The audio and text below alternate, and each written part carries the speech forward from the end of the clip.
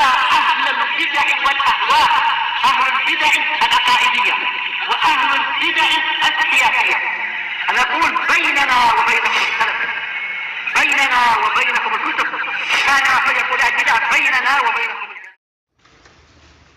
Bismillahirrahmanirrahim. Alhamdulillah wassalatu wassalamu ala Rasulillah wa ala alihi wa sahbihi wa man wala. Amma ba'd. Kita lanjutkan dikit lagi barakallahu fikum dari kitab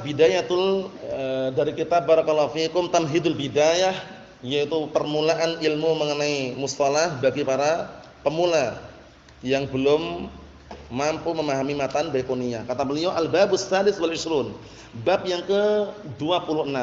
Bab yang ke-26. Ma'rifatu man tuqbal riwayatuhu wa man turad. Mengenal riwayat orang yang diterima riwayatnya, mengenal orang yang terima riwayatnya dan orang yang tolak riwayatnya. Karena perawi itu kan macam-macam. Ada perawi yang saduq, ada perawi yang makbul, ada perawi yang thiqah. Nah, barakallahu fikum, ada perawi yang kadzdzab, ada perawi yang nah barakallahu fikum dhaifun jiddan, ada perawi yang thiqatun thiqah, ada perawi yang dajjal. Dajjal juga ada. Dajjal maksudnya kadzdzab maksudnya. Nah, itu kan perlu kita cek gitu loh, sehingga nanti riwayatnya tahu diterima atau tidak, ditolak atau enggak. Kita lihat.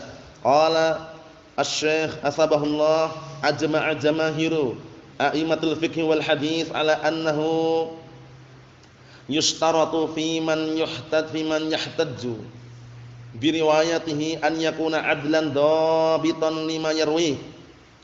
Jumhur, mayoritas imam ahlul fikih dan hadis telah sepakat bahwasanya disyaratkan bagi orang yang ingin berhujjah dengan riwayatnya seorang perawi, hendaknya perawi tersebut adlan dhabitan. Ini perawi tersebut apa? Adlan dhabitan. Adlan itu memiliki sifat adalah, memiliki sifat apa? Adalah. Apa itu adalah?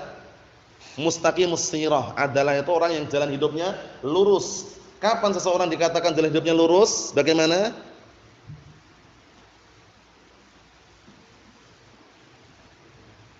Ayo. Apa? Naam. Mustaqimus sirah itu adalah perawi yang jalan hidupnya lurus. Dikatakan jalan hidupnya lurus manakala apa? Yajtanib 'anil kaba'ir wa lam yusir 'ala shaghair. Perawi tersebut senantiasa menjauhkan diri dari dosa-dosa besar dan tidak terus-menerus di atas dosa kecil. Itu namanya mustaqimus sirah, jalan hidupnya lurus. Paham ya? Adlan. Dhabitan. Kekuatan hafalannya itu kuat. Dhabitan itu cermat, teliti. Cermat, teliti, kuat hafalannya terhadap apa yang diriwayatkan. Haddatsana Mahmud. Ya Mahmud gitu loh, enggak diganti dengan Muhammad. Haddatsana Hamid, ya Hamid. Ketika mengambil lafadznya awalnya haddatsana Hamid. Ya Hamid, jangan haddatsana Hamid ketika mengambil, ketika menyampaikan haddatsana Mahmud. Berarti udah enggak apa? Hafalannya enggak cermat, enggak teliti, enggak kuat. Naam. Bi an yakuna, kita lihat ini, bi an yakuna musliman balighan aqilan saliman min asbabil fisqi wa khawarimil muru'ah, masyaallah. Dengan catatan adlan dhabitan itu yang bagaimana? Yaitu perawi tersebut muslim, dewasa, berakal, selamat dari sebab-sebab kefasikan dan juga selamat dari sebab-sebab apa yang bisa merusak kehormatan dan harga dirinya. Maksudnya bagaimana? Seorang perawi itu ketika menyampaikan hadis enggak sembarangan. Paginya menyampaikan hadis haddatsana fulan, haddatsana alan, malamnya mendem. Malamnya mabuk-mabukan, minum khamr misalkan. Berjudi misalkan. Itu berarti telah menempuh cara-cara apa? Kefasikan dan merusak muruahnya. Paham belum? Nah, dia misalkan suka nyampaikan haddatsana fulan, haddatsana alan, ternyata dijumpai dia apa? Nah, barakallahu fikum makan di tengah jalan sambil jalan. Makan tangan kanan, minum tangan kiri ini sambil jalan. Dia awalnya menyampaikan hadis, itu juga merusak muruahnya. Nah, ya, jadi benar-benar dia bisa menjaga ini. Muslim, dewasa, berakal, selamat dari sebab-sebab kefasikan dan selamat dari perkara-perkara yang bisa merusak muruah. Muruah itu harga diri, kehormatannya. Paham belum? Sudah kita lewati kemarin kan? Kecuali kalau itu ada tradisi setempat. Kalau orang Yaman itu wajar mereka. Kalau pagi hari itu di depan rumah nyediakan apa? Semacam cangkir, ada qahwahnya, ada syahinya. Antum lewat, nah tafadhal ya akhana ma'ana, tafadhal ma'ana, tafadhal syahi ma'ana, syarb syahi, nataqahwa sawa. Ya enggak? Orang Yaman seperti itu, udah wajar seperti itu. Itu enggak merusak muruah karena tradisi yang tidak apa? Yang tidak berseberangan syariat, enggak masalah. Paham ya? Tapi kalau coba kalau misalkan dia perawi, seorang perawi hadis, haddatsana fulan, haddatsana alan, pulang langsung dia apa? Makan burger tangan kanan, kirinya apa? Pepsi misalkan. Oh ini, mau jalan ini. Merusak muruah enggak kira-kira? Merusak enggak? Merusak. Nah, itu tidak masuk dalam kategori apa? Adlan. Allah musta'an. Kemudian berikutnya mutayaqqidun ghairu mughaffal. Ketika menyampaikan tuh sadar dia, bukan ngelindur. Tahu ngelindur enggak? Bahasa Indonesianya apa ngelindur? Ayo mengigau. Paham ya? Nah, ini bukan ngelindur ya, bukan mengigau tapi sadar. Haddatsana Mahmud. Sadar dia, bukan mengigau.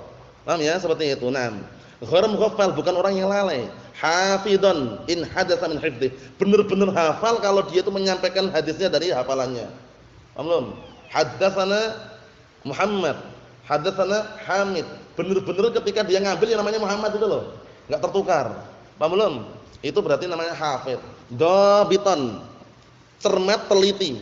Li kitabihi terhadap tulisannya, in hadatsa minhu. Kalau dia menceritakan hadis, menyampaikan hadis dari tulisannya. Tulisannya al-habbatus sauda dawaun likulida. Jintan hitam itu obat semua penyakit ilal haram kecuali penyakit kematian. Kalau mati enggak bisa diobati. Ya enggak? Nulisnya dulu ketika 10 tahun yang lalu, nulisnya al-habbatus sauda, disimpan buku tulisnya di lemari. Dibuka ternyata tintanya luntur. Semuanya ba jadinya apa? Titiknya 2. Dibaca al-hayatus sauda, dawaun likulida. Berarti dia enggak cermat, enggak teliti terhadap tulisannya. Kalau dia hafalannya kuat, cermat teliti terhadap tulisannya, dia akan tahu oh ini enggak mungkin itu hayatus sauda. Karena kalau al-hayatus sauda artinya lain. Ular hitam itu obat segala penyakit. Itu artinya al-hayatus sauda dawaun likulida. Ular hitam, tahu ular? Ular hitam itu obat segala penyakit. Keliru enggak? Keliru. Karena bacanya sudah apa? Tulisannya sudah berubah tadi itu. Kalau dia itu hafalnya kuat, tulisannya dia cermat teliti, wah ini enggak benar, titiknya luntur ini. Ya enggak? Semula al-habbatus sauda di al-hayatus sauda. Artinya rusak dan membahayakan orang juga. Akhirnya orang kan mencari ular hitam untuk jadikan obat. Bahaya, meninggal dunia. Khawatirkan seperti itu. Nah, kita lihat.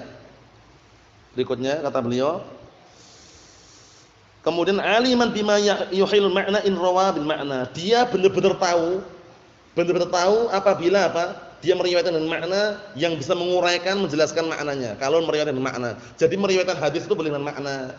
Dalam hadis lafadznya qa'ada boleh diganti dengan jalasa. Jalasa artinya apa? Duduk. Qa'ada artinya apa? Duduk. Itu enggak masalah. Tapi kalau enggak tahu maknanya cuma menyampaikan kurang tepat. Karena tujuannya apa? Barakallahu fikum, agar orang itu faham ketika dia menyampaikan dengan makna. Kalau Al-Qur'an bagaimana? Boleh enggak menyampaikan Al-Qur'an dengan makna? Enggak boleh, tapi harus dengan lafaz yang tepat. Inna hadzal Qur'ana, ya udah, jangan diganti dengan lafaz-lafaz yang lain. Jalasa ya jalasa, itu kalau dalam Al-Qur'an seperti itu. Jangan diganti dengan lafaz-lafaz yang lain. Mafhum insyaallah. Nah, jadi kalau hadis boleh. Oleh karena itu kalau antum ragu menyampaikan hadis, ada lafaz apa di belakangnya? Au kama qala an-nabiyyu sallallahu alaihi wasallam. Biasanya antum ingat baik-baik. Mendengarkan orang khatib atau orang yang berkhutbah, ceramah, kok ada lafaz au kama qala an-nabiyyu sallallahu alaihi wasallam, itu biasanya ragu orangnya.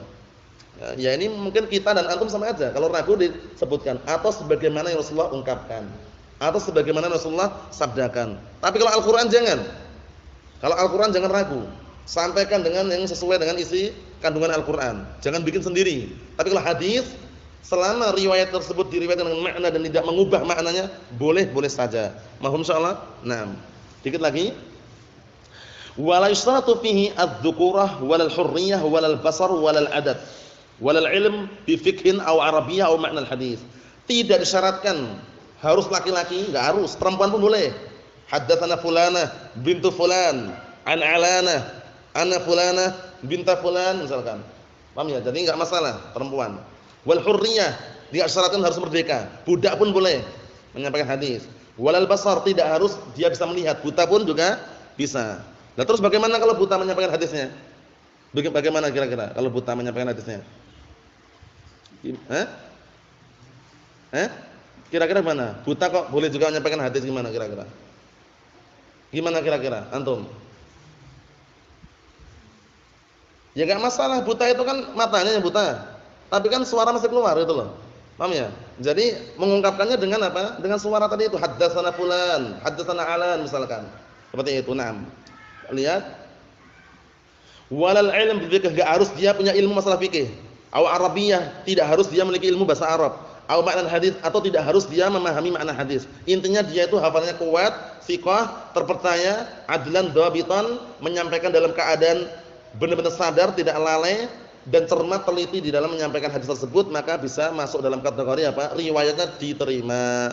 Paham ya? Riwayatnya diterima. Ayyakuna ar-rawi adlan dhabitan musliman balighan aqilan, itu masuk dalam kategori sebelumnya. Kemudian mutayaqqidan ghaira mughaffalin, kemudian apa? Barakallahu fikum, na'am dhabitan, hafidhan. Kalau hafid kembali ke hafalannya. Kalau dhabit cermat dan teliti kembali ke mana?